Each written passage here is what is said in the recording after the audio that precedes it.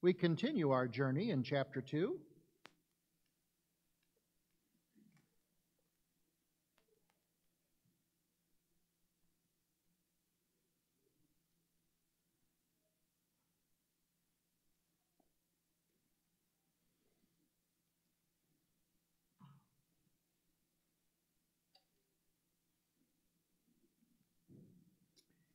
And we want to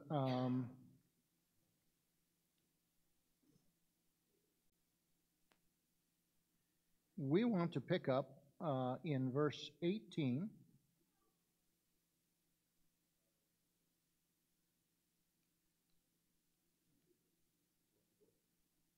First Peter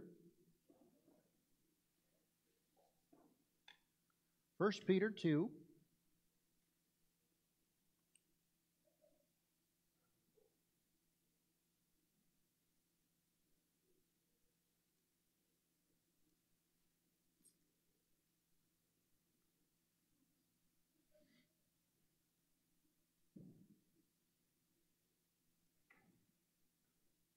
Beginning in verse 18, servants, be subject to your masters with all respect, not only to the good and gentle, but also to the unjust. For this is a gracious thing, when, mindful of God, one endures sorrows while suffering unjustly. For what credit is it if, when you sin and are beaten for it, you endure? But if when you do good and suffer for it, you endure, this is a gracious thing in the sight of God. For to this you have been called. Okay? We're going to stop there. In order for us to fully get what Peter is putting out there, we have to go back and again, we have to do our due diligence as far as our research is concerned and talk about slavery. Not the type of slavery that we think of here in our country or modern day, but rather what was slavery like in the Greco-Roman world. In the time of the early church, there were as many as 60 million slaves in Rome, in the Roman Empire. And it was not only the menial tasks that were performed by slaves. Slaves did everything.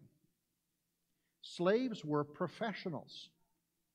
Slaves were doctors and teachers and musicians and actors and secretaries, stewards, as well as the common household slaves, etc.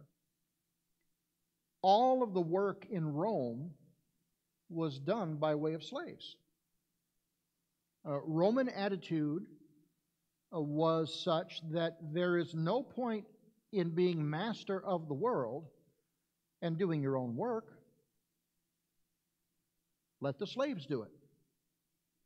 And allow citizens to live a pampered life of idleness. That's what you did. So the supply of slaves would, in theory, never run out. Slaves, however, were not allowed to marry. They did cohabitate. And they did have children. But children from that partnership were the property of the slave owner. Just like if you had sheep that had little lambs, they're still the property of the shepherd.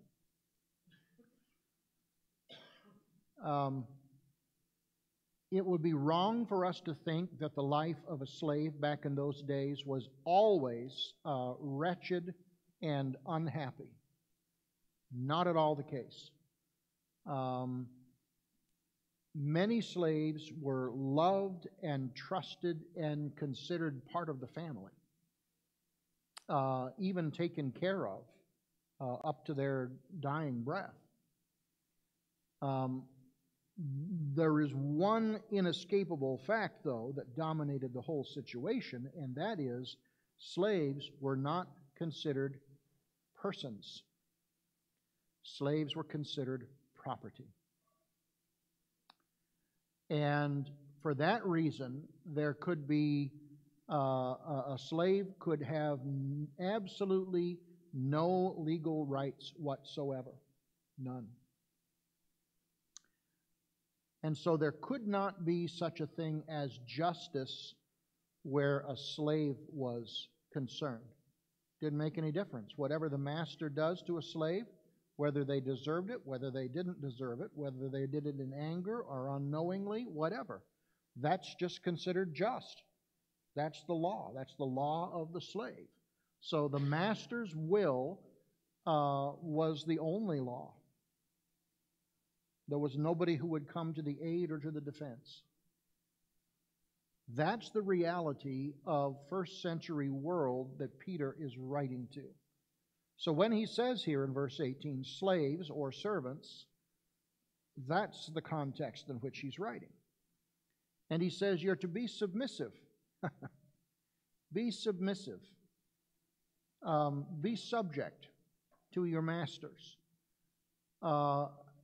It would have been real easy for slaves who had become Christians to think that all of a sudden, because they're Christians and they're free from slavery to sin, that also gives them the freedom to be able to break with their masters.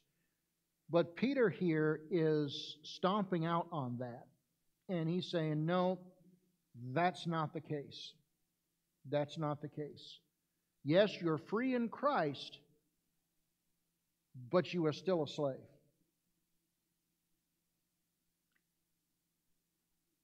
It wasn't until hundreds of years later, with the help of people like William Wilberforce and others, where slavery was finally eradicated from Great Britain, and then maybe even 100 years later,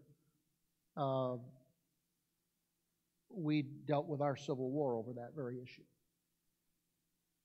So really, it's an interesting lesson in God's timing versus our timing when it comes to adversity.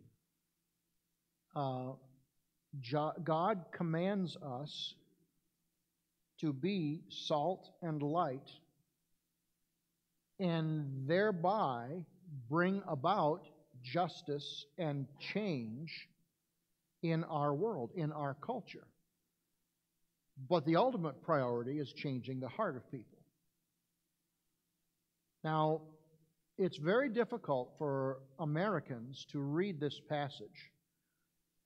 This is a passage that kind of just goes against the grain of a lot of things. This is a passage that primarily is so very different as far as our frame of reference is concerned.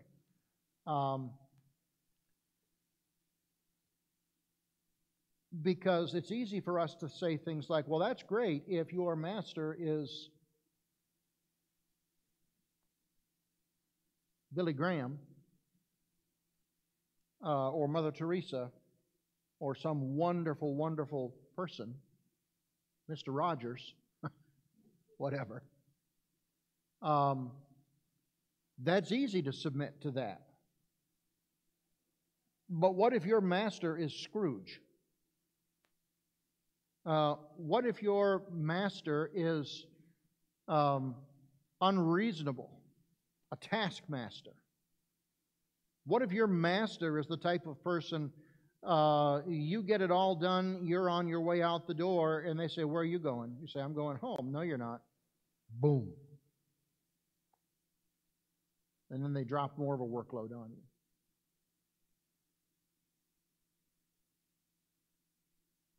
How does that last part work if we work for people who are unreasonable?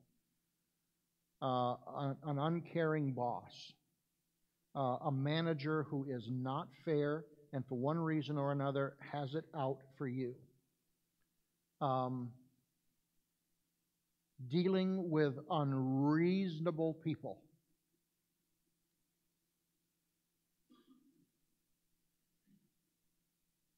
There is a lot of truth for us in verses 18 and 19 that won't appear on the local newspaper or in the evening news. But we deal with it every day. Our natural tendency is to fight back. Look for a way to get even.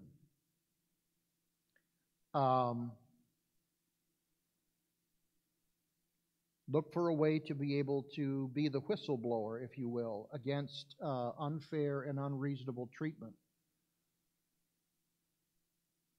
Peter's point is that trying to get revenge for unjust suffering is a sign of you trying to be your own Lord, your own master over your own affairs. So therefore, it is totally inappropriate for anyone who is submitted to the Lordship of Jesus Christ. Why? Because we are to stand in contrast to everybody else around us. How does that sound?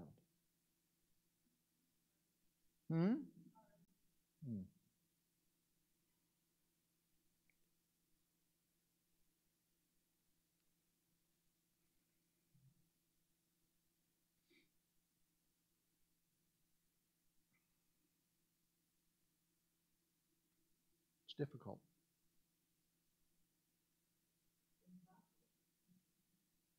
Mm-hmm.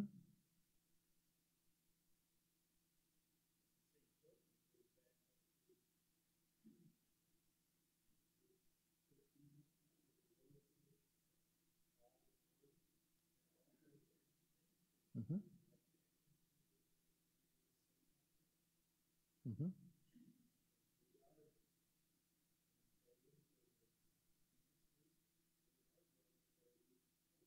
Right. Yeah, it continues with the theme of authority. You're right, from verse 13, because, they are the boss. They are the boss.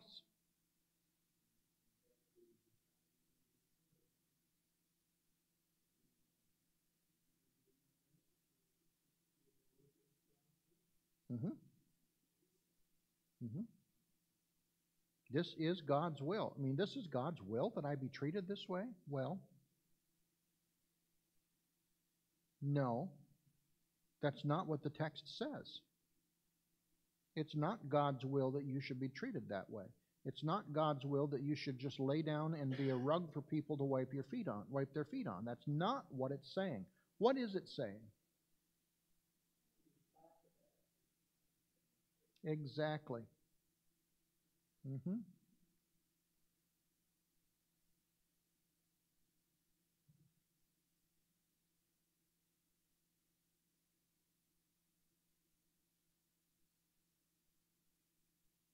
How we respond to it. There may be ways where that we have, efforts toward justice, for lack of a better term. Maybe there is such a thing as a grievance policy that you follow, or maybe there is, a form to fill out, or you have opportunity for feedback, whatever the case might be. Okay, then you follow those type of things if you have those things in place. You also have the opportunity to, if you don't like it, you can find another job.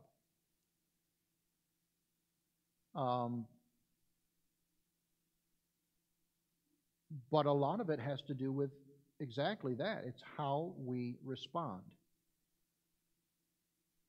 God's will in this matter is not the injustice. It's not God's will that we face injustice. It's God's will that as we face injustice, we respond a certain way.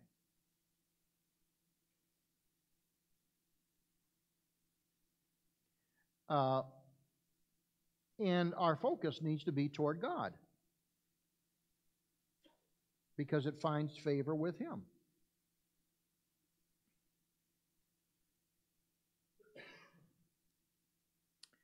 And obviously, the common sense clause there in verse 20. What credit is there if when you sin and you're harshly treated, you endure it with patience?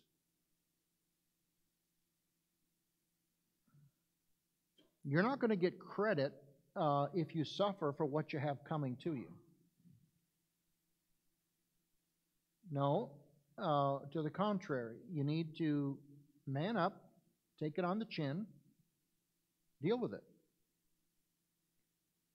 You don't get the applause of people for doing your time if you've been legitimately convicted of something. People aren't going to applaud you for that. You did the time. It was yours to do. Okay, great. But if you are a hardworking, faithful employee, and you are diligent, and you are honest, and you're productive, and you're on time, and you do care, and you find yourself working for a boss who is the antithesis of all of those things, that, enduring patiently in that situation, that is what finds favor with God.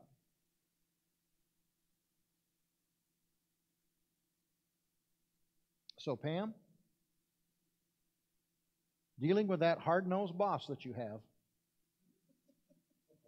you know, that word translated favor is the word grace. So when you endure, you end up putting grace on display. And when you put grace on display, and you do so for the glory of God, that could totally revolutionize your workplace or any other situation, couldn't it? That's when the light shines.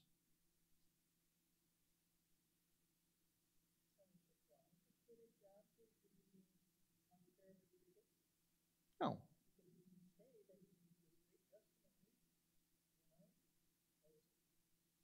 I think you have to weigh those things out in the balance, and I think that that's something that is not necessarily addressed in this passage, because that wasn't an option to slaves in that day. Well, I don't like this master, I'll go work for another one. No, I'm sorry. Maybe if you got them to make a deal and there was a swap, well, okay. But outside of that, that wasn't even an option. So, that provides, more into the mix as far as our world today, for sure. Yeah, it certainly is an option. If you're not satisfied, the boss says, if you don't like it, there's the door. Well, okay, there's lots of doors to go out, but there's lots of doors to go in, too. Weigh the circumstances, see what's what. Certainly don't make a knee-jerk response. Weigh things out. Pray about it. Much, much, much. Seek wise advice. Yes, it could very well be that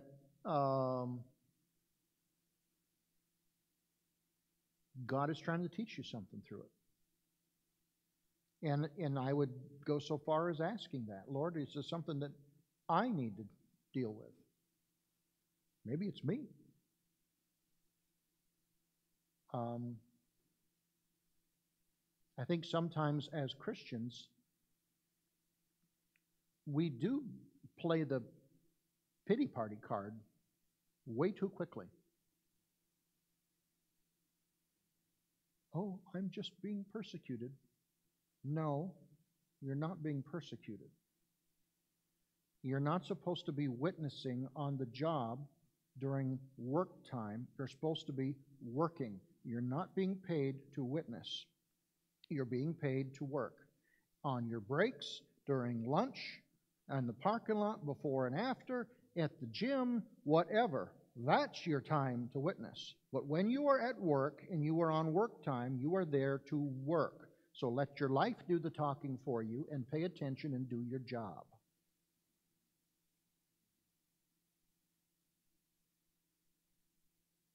I had a man in one church who got fired for that very thing. He spent all kinds of time trying to proselytize people and leaving all kinds of stuff in the break room and different things. And finally, the boss said, look, you know, in the first place, you're fired. And in the second place, don't ask for a reference because you're not doing the job that you're being paid to do. You know, I'm not paying you to be an evangelist.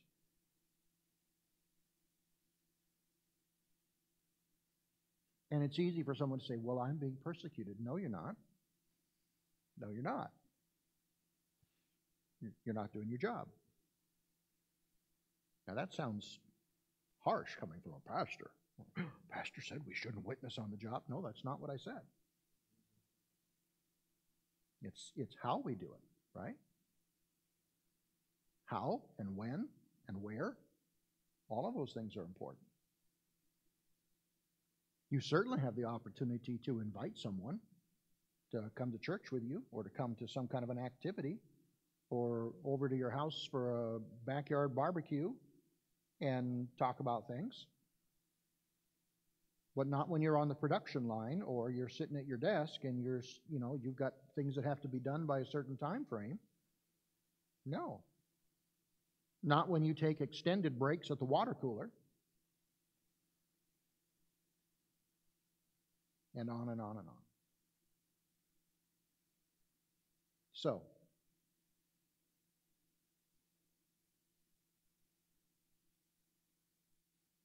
Christian philosophy, this whole idea here is radical and it is revolutionary because we don't work for the credit or the prestige, for the salary and the perks. We do. But ultimately, it's more than that. Ultimately, we work for the glory of God in whatever it is that we do.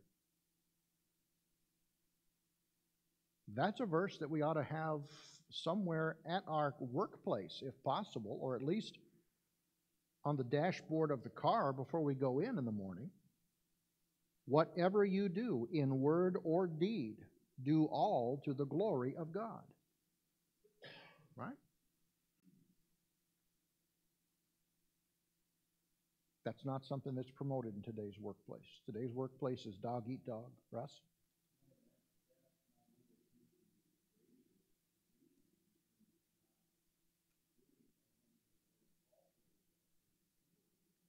Mm-hmm. True. And then he says here in verse 21, for you have been called for this purpose, since Christ also suffered for you, leaving you an example for you to follow in his steps. I want to take the first part of that. You have been called for this purpose.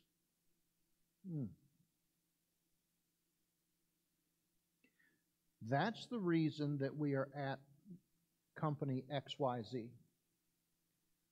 That's the reason we are fulfilling a certain role. That's the reason that certain things happen to us. Why? So that we might follow the steps of Jesus who suffered for us. We have been called for this purpose. Called for what purpose?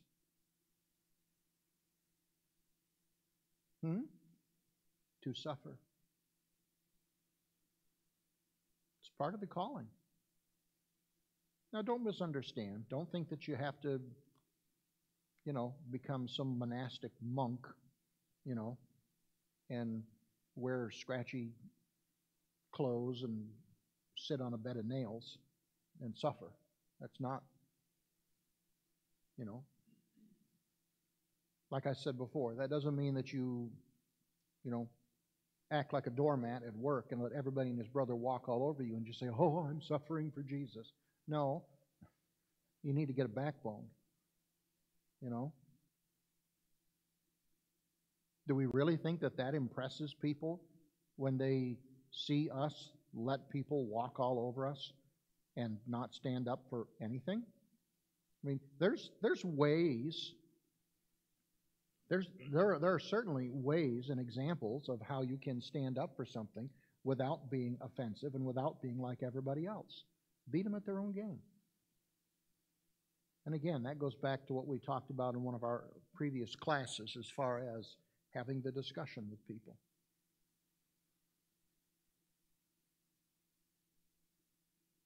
But ultimately, the reason that some of these things are happening to us is so that we might follow in the steps of Jesus.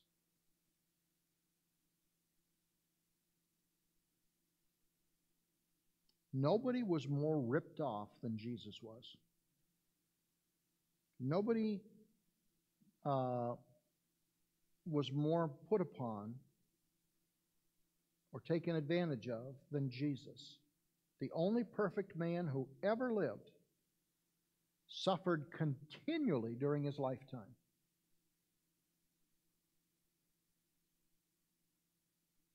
Misunderstood, maligned, hated, arrested, tortured, ultimately crucified. And Peter says that we are to walk in the steps of Jesus. Leaving you an example so that you might follow in his steps. He committed no sin, neither was deceit found in his mouth. When he was reviled, he did not revile in return. When he suffered, he did not threaten, but continued entrusting himself to him who judges justly.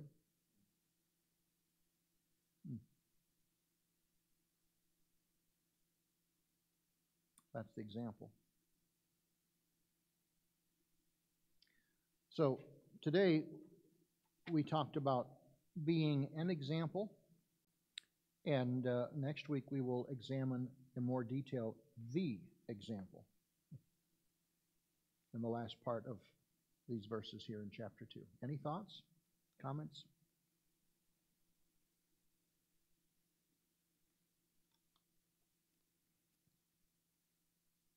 Is it still snowing outside?